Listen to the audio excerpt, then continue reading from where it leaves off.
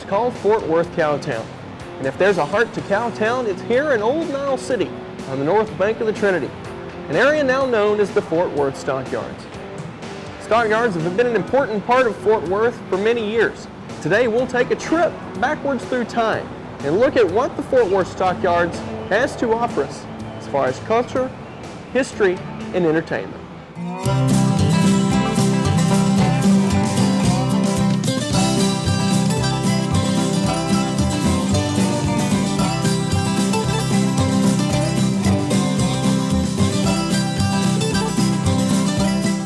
As the American frontier moved west in the 1850s, Fort Worth slowly changed from a frontier fort to a bustling town.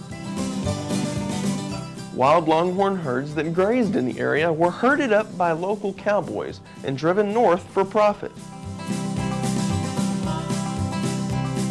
A similar cattle drive can be seen every day here at the Stockyards, as modern-day cowboys move the Fort Worth herd down Exchange Street on daily cattle drives at 11 a.m.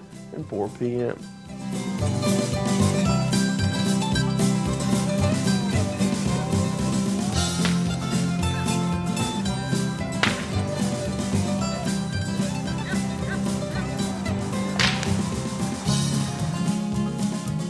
Fort Worth's location along the Chisholm Trail made it a frequent stop for travelers, cattlemen, and even outlaws, earning it the reputation of Hell's Half Acre. However, the cattle industry there was steadily increasing, and citizens of Fort Worth were eager to connect to the railroad. A proposed railroad map was created by B.B. Paddock, and Fort Worth in the center, and rail lines radiating out in all directions. The routes resembled a tarantula, and so the tarantula map helped to establish Fort Worth as where the West began.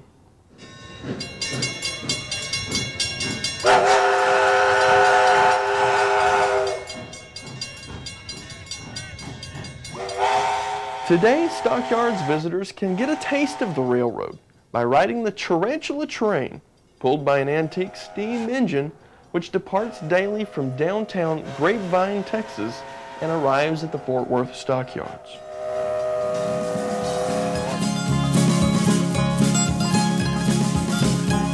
By the mid-1870s, the railroad had finally established itself here in Fort Worth, making Fort Worth the natural place for the distribution and collection of cattle.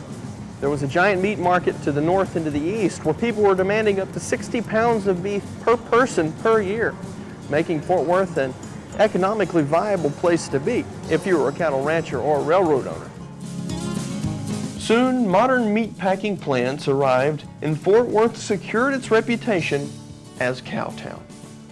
And the area now known as the Fort Worth Stockyards was at the forefront of that industry. Back then, this was called Nile City. Now, Nile City was exactly 1 square mile.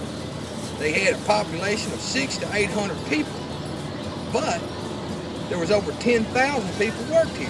Why is that? It was a tax-free society. There were no taxes paid here. It was our fight against Yankeeism at the turn of the century. All right, there's one. We'll take one more like this. There you go.